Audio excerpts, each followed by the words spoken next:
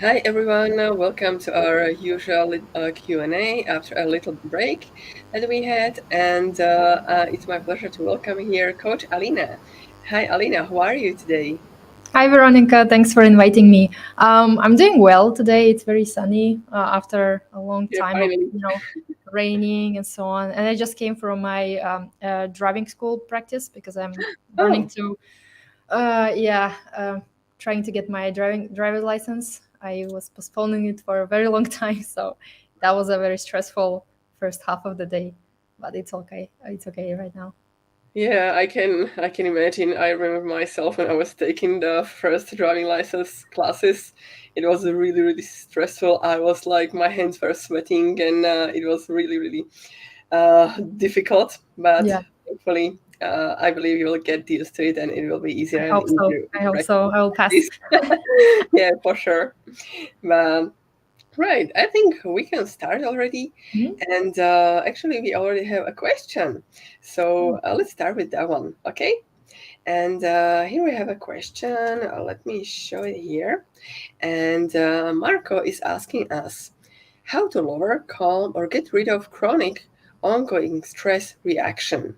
So, what is your go to answer? What do you think, Alina? Mhm.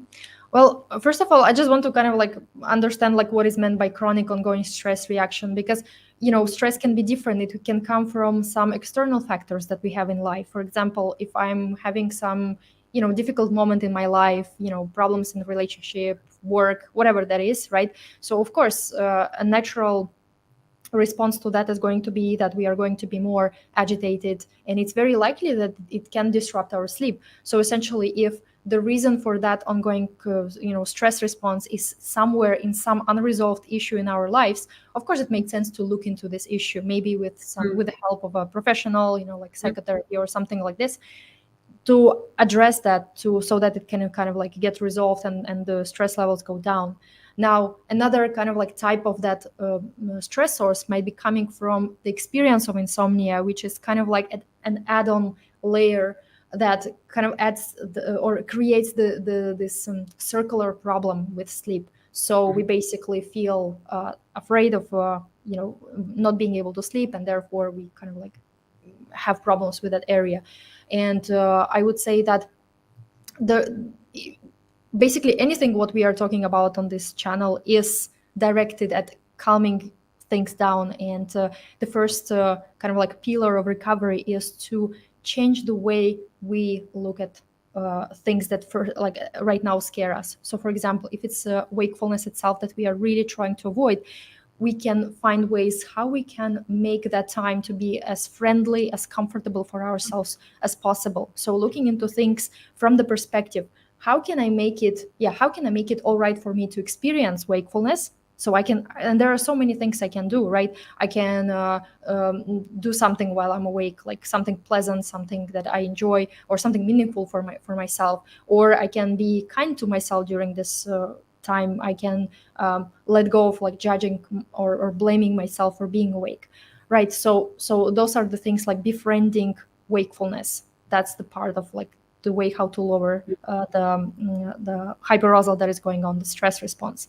Now, if it is tiredness that we are afraid of, right? We are not so much afraid of being awake, but we are really afraid of how we are going to feel the next day. We are afraid to feel tired, exhausted. And in that case, we can also look in the same way. Okay, tiredness and exhaustion, for sure, they are not comfortable experiences, and we are not here to try to like them or prefer them, but we can start looking into, okay, how can I actually coexist while this feeling is there? So we are learning ways to, again, befriend is the key word here. Befriend, to accept, let go of trying to control or pressure ourselves to feel in a certain way. And when we take that pressure off of ourselves, then all the emotions that have been kind of like stuck, they start to slowly kind of like get processed and start leaving our body. So that's basically like the general approach here. But I would say that a lot of things that are discussed on in the videos, they do address this topic on how to lower that. So I hope that was clarifying a little bit for the person who asked this. Yeah, perfect. I think this is a great answer, and I don't have much to add right now. So thank you very much. And actually, quite a lot of questions are coming in, so we can move on. Cool. And we have a question from Brandon. Hi, Mhm. Brandon. Coaches, any tips on overcoming the mental chatter that started only when nighttime comes and fine all day until the time to go to bed comes? Should I wait until I'm exhausted before I go to my bed? I can start. Mhm. And yeah, so thank you for this question, Brendan. And it's very normal to experience this mental chatter when the night is approaching, and it's helpful to understand that this mental chatter it's part of our fight or flight response. Like our thoughts get really, really fast. They race literally because our brain is trying to find a solution for a particular problem or literally a threat in this case, which is the threat of nighttime wakefulness, and uh, there are like several ways to approach this mental chatter, and first of all, it needs the understanding why we have it, and this has been already cleared. And second one, how to approach it. Okay, so the most useful way is to listen what your brain is trying to tell you, because these thoughts they are literally a signal from our brain. Our brain is trying to tell us something, and it's usually about, hey, there's a threat out there. Do something about this. And the trick is don't do anything, like actively, because it's really about learning and noticing. I know, brain, what they're trying to tell me. I understand, and it's completely okay. There is no threat at all. So there are various ways how to approach this mental chatter in a way of listening. You can either mentally listen, like, okay, thank you, brain, for sending me this information. Like, and these thoughts could be, what if I don't sleep tonight? How will I feel the next day? And how's the insomnia going to impact my work life, my private life, and all these kind of things. And when you just acknowledge these thoughts that they are there and there is no threat stemming from them. They are not there to hurt you. This is just an information that needs to be acknowledged. Then your brain will see that you are listening, and it will not send you this kind of thoughts anymore. Another helpful way is just to write down these thoughts. And when you write it down, it's really helpful to find some time during the day, like let's say at 5 in the afternoon, that you just listen to what your brain is trying to tell you. And when you write down, mostly it's sleep related thoughts. You just read it through and then see what kind of emotion is laying underneath these thoughts. And when there is some kind of emotion, usually it's fear or anxiety, you just stay with it and listen to it. Because just like thoughts, also the emotions, they are just signals from our brain. Our brain is trying to tell us something. And when we listen to our emotions, they get more easily processed. And then you'll see that they are fleeting, that they don't want to stay with us forever. So right. So this is about it. And there's one more question. What he asked: should I wait until I'm exhausted before I go to my bed? And this waiting until the exhaustion could be a little bit tricky, because if this is the intent, like I will sleep only after I get exhausted, then again you are directing the attention to sleep, and when the attention is on literally forcing the sleep, then it's more likely that you are not going to sleep. So it can be a little bit tricky, right? It sounds like a literally a sleep effort. So because we have a lot of questions, I would like to move on. Mhm. I just hope I have answered your question, Brandon. And the end of the question we have is from Niha. Hi, Niha. Implementing the sleep window, but not feel pressure to sleep because I know I have to be up at a certain time and causes hyperarousal. Mm, yeah, I think implementing the sleep window, but now feel pressure to sleep. Okay, I know I have to be up at a certain time and causes hyperarousal. Yeah, I totally hear. What are your thoughts, Ali? Yeah, I think first of all, like sleep window, I don't think that in this type of like a like philosophy, what we are talking about, sleep window is not really key here. So in itself, like it's really understandable why sleep window suddenly adds more pressure to sleep, because we feel like, okay, I have less time to sleep, so I need to use that time as effectively as possible. And this is something that is like comes from this kind of CBTI Mm-hmm. world, where there is like sleep restriction, a regular wake up time, very rigid rules, and so on and so forth, Mm-hmm. which understandably make a lot of people more anxious and more pressured. And this is why I would suggest maybe like loosening the concept of sleep window, because for some people it might be helpful. People who are more benefiting from regularity, from some structure, they like it. Structure, like having a set, let's say, wake up time and going to bed at certain hour. For some people, it takes away this mental load. They don't have to think when they need to go. They just know, like, okay, this is when I get up, this is when I go to bed. That's it, right? And if for them that feels more relieving, more like, oh, okay, I can just outsource this problem solving somewhere else, right? Then it can actually be helpful. We are not thinking about sleep and how, what we should do. For other people, and I would say a lot of people whom I know, and me personally, having a structure, having like a regular early time when I have to get up, that it introduces more pressure, because I kind of constantly find myself thinking about that deadline, right? And in this case, sometimes like removing that kind of barrier and making it more natural for us, because it might be that naturally we are not the type of person who would benefit from structure. Mm-hmm. Maybe before insomnia started, we were more on this kind of like casual type of like person who was just waking up at whenever they woken up, or maybe there was just like occasionally certain like days when they had to get up at a certain hour, but generally they were not limiting themselves, and it was not an issue. So in a sense that we don't have to create an additional rule that will be kind of associated with this kind of like insomnia experience, because then it again adds more limitations, more this kind of lack of like freedom. And yeah, basically to Neha, like to see that you don't have to make so many rules that don't work for you. If something feels limiting, if something that actually adds more pressure, it's okay to let go of that. And for example, the alternative to this, like what Daniel kind of came up with, instead of limiting time, for when we can sleep, we can actually let go of checking time during certain hour, but not limit ourselves whether we should be in bed at certain hour or not. So in a sense, just like having a timeless sleep window, but it it doesn't necessarily mean that we have to be in bed when the timeless sleep window starts. We can be anywhere. It's just about just like not knowing, not controlling, not monitoring what's like how we are performing sleep wise. But other than that, we can choose where to be, what to do, and when to get up or stay in bed.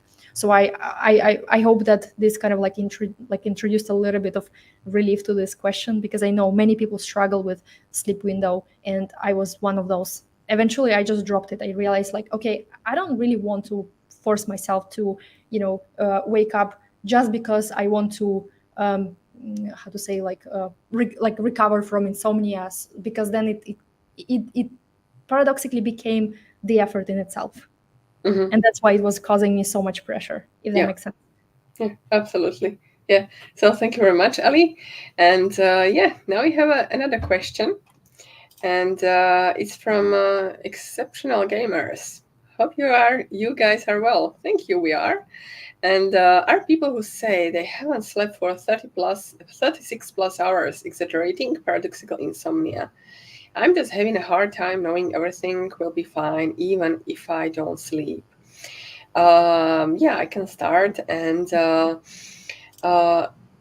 whether they are exaggerating, you know, it's common to really feel like we are not sleeping at all, and to have this experience like we are pulling in all nighters. And however, I would like to give you one example for all. It is from one of our clients that we had in a insomnia immunity program, and he told us that basically he went to a sleep lab test, and he said that he uh, when he was I'm sorry, he was approached by a nurse, and she put all the electrodes on him and also the sleep mask.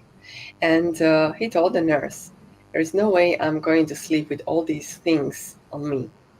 And she told him like, "Yeah, okay, whatever."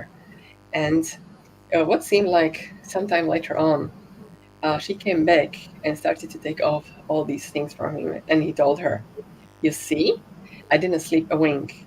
And then she came back and she showed him the result paper, and it showed that he slept like 5 or 6 hours straight. And this is like really the proof of paradoxical insomnia. We sleep more than we think. But when we are hyperaroused, when we are experiencing this hyper sleep, uh, we have this hyperarousal in our body, in our mind, and our brain is monitoring for a threat. And this threat is the wakefulness. That's why the brain is showing us, hey, you didn't sleep here and here and here, but it doesn't show us like where you did sleep. And the sleep system is unbreakable. You cannot just lose sleep. And for me, it was just one of the first pieces of knowledge that helped to bring back the trust to my body. That it knows how to produce sleep. It knows how to do sleep. So learning that we sleep more than we think, and learn and that sleep is unbreakable, and it was like really really helpful for me. So yeah, do you have anything to add, Ali? I think it's really like well said, and yeah, I totally agree that a lot of times when I felt like I was like no way I was sleeping, and then I Yeah. was somehow weirdly I could still function. I was tired, I was like very stressed out, but I still could, I could do the basic like cognitive tasks, right? So it was like surprising for me to see like wait, I like to me it felt like several nights like completely like with no sleep, and yet I'm somehow here. And then I started like thinking about, okay, there were moments in my life before insomnia when I literally was awake at night. So that means that it was more than 24 hours. It was more like, closer to 36 hours. I was like really with no sleep. And usually that was when I was traveling somewhere overseas and I had to, spend night in the airport or maybe moving around, and I didn't have an opportunity to sleep. Like there was no way I was actually sleeping because I was conscious. I was walking around and doing stuff, right? Yeah. But then I started like thinking about, okay, how did I feel after those 36 Hmm. hours of no sleep? And then I noticed like the feeling of like true sleep deprivation feels very different from the kind of like experience that we have during insomnia, where we kind of spend the whole night kind of tossing and turning, feeling like we were awake the whole time, and then feeling tired, groggy. But those two feelings, they kind of like they have a different vibe in them. The true kind of sleep deprivation is actually feels very physical, in the sense that I didn't have even energy to care or to worry. I was just like, there was it's just like a different feeling, right? Versus when I was having like 4 all-nighters, when I thought like I didn't sleep at all, right? But I didn't felt as the same way how I was like feeling when, let's say, I was like traveling and I missed the whole night of sleep, right? So that kind of like started giving me clues that, okay, it might feel like I'm really like awake the whole time. And I'm not saying that people who say, let's say, they didn't sleep like at all, and they were literally walking around, like of course like it's like I don't kind of reject that possibility, but I would say like 3, 4, 5 nights in a row when we actually feel like no, I haven't slept, is very, very, very unlikely that this is actually the truth, because the body always will always eventually take what it needs, whether we are anxious or not, whether we are whatever we are. We can get it through micro sleep, maybe kind of like dozing off like on a couch during the day or something like this, but the body will keep doing what it's supposed to do. So we kind of like can rely on this process.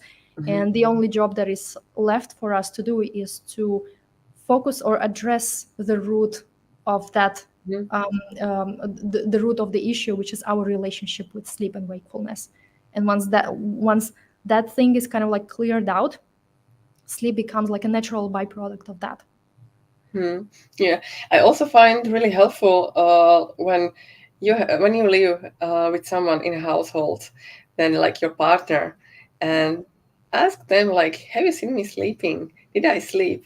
And they give you these little proofs. Yeah, you snored a little. Yes, you are peacefully breathing, and this brings back the confidence to you, the confidence that there's nothing wrong to you. Your body still knows how to sleep, and still you would argue like, no, I didn't sleep all night long.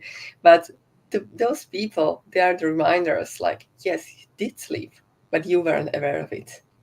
Yeah. Yeah, it's also common that we might even remember like even some like part of a dream, although we feel like there was no way we were sleeping, but then there was like, oh wait, there was something was going on, Mhm. some story right in my mind. Exactly. And that is also one of the signs that okay, Hmm. possibly there was some sleep happening because dreams only appear in, during sleep. Another like indicators could be um, like noticing that time changes, like time goes very quickly at night. If we think about like 8 hours time, right, like let's say what we give ourselves at night, and let's say you just go in your bedroom and you sit on your bed for 8 hours straight during the day, those Hmm. 8 hours will feel so much more different than 8 hours, let's say, at night when you're lying there. Yeah. It would kind of like go faster to some Hmm. extent, which also can kind of like point us at the possibility that there's possibly more sleep happening than we think there is. Mm, totally. I agree. Yeah. Okay, so I think we can answer one more question. And let's say, yeah, there is lots of them today. Um, we have a question from Straight Flush. How can you stop the chasing sleep like this aiming for 8 hours, almost like chasing a high? This is a big problem of mine. It feels like good sleep is an accomplishment I want to achieve. So, what do you think, Ali? I mean, it's so understandable to want to achieve that, and chasing sleep is a natural desire because essentially insomnia is such a difficult emotional experience that our brain wants to protect us, and any sort of like a goal is going to be perceived very positively in a sense like once we get to this, let's say, one night of better sleep, the brain is going to rejoice. Mm, After a while it might start feeling anxious about losing that outcome, but in a sense that it works by this kind of like reward and punishment system. So it tries to kind of like um, show us that, oh, as long as you're getting this amount of hours or this type of night, then you're going to have like more peace, and things are going to be great. And if you're not getting this, I'm going to make you kind of uncomfortable during this time. So this is why it's helpful to realize that our brain does this type of things like chasing and mm, uh, kind of like trying to avoid something uh, out of love essentially for ourselves. And I know it sounds very paradoxical, but because when we struggle with insomnia it feels like our brain works against us, but that's not really true. Our brain really wants to protect us, it wants us to succeed, and therefore it doesn't know any other way but to do this type of things where it kind of like gives us like puts on pedestal something like, oh, this is what you need to achieve, and if you achieve it then you're going to do really well, and if you don't achieve it, it's going to be a disaster, right? So the first kind of like step in working with the desire to chase a certain outcome is to acknowledge and accept that yes, this is what my brain is designed to do. It wants to motivate me, it wants to me to achieve the certain outcome, and it's going to make me more uncomfortable when I'm not reaching that outcome. So in a sense we are befriending our own brain first before we start to kind of like teach the brain that actually having, let's say, a night when we are more awake is also okay. So before doing that we also need to kind of accept ourselves in the situation, allowing our brain to do its brain job. So and I think this like slowly the brain can start understanding that first of all it is being heard, because we are not really thinking of its work as something that, oh, you shouldn't do this, it's a bad thing that we are constantly wanting to sleep. And overall we start kind of like changing our perspective over or perspectives on the night itself, seeing that yes, while certain outcome is more preferable, But if the other outcome also happens, I'm still going to be okay. I still can take care of myself and choose to show up to my day however I feel is right. So that is helpful to acknowledge. And I just recently posted an article in my newsletter about the difference between desire and insistence. And this is something that I've been thinking a lot, because for some time I was kind of thinking like, oh, we need to let go of desire to control sleep, right? And there, I was using the word desire there as if it's something that needs to be changed. But then when, the more I started, like, the more I was thinking about it, the more I started noticing that we don't really choose our desires. So when we desire something, or when we like something, we cannot easily kind of opt out from that. We cannot say, you know what, I no longer desire this. That's not how things are, right? We still desire something, even though we know that desiring it kind of like makes things trickier. So when it comes to these kind of situations, it's helpful to actually acknowledge and kind of honor those desires. Don't judge ourselves for having the desires, but look for things that kind of like look for things that we create that look more like insistences. I want this to happen, and this has to happen. This has to, or this should. This is something that what we can work on. While it's perfectly normal for me to want a peaceful 8-hour night with sleep, it's also okay if I have less than that. So we are kind of like doing acceptance both to our own like desires and preferences, and to things that we cannot actually consciously control. So Amazing answer. Thank you so much for sharing, Ali. And for those who are interested, like where they can find your newsletter, how can they sign up? It's actually on the sleeptalks.substack.com. Usually people can find it through my website, sleepcoach.sk. And this is somewhere I just, I have so many platforms where I do my content. So it's really kind of like tricky to, navigate people. But wherever you find me, there is usually a link to newsletter as well. So Yeah. I try to make it like this, that people can find me there. So for anyone who is interested in Alina's wisdom, go search for Fearless Sleep.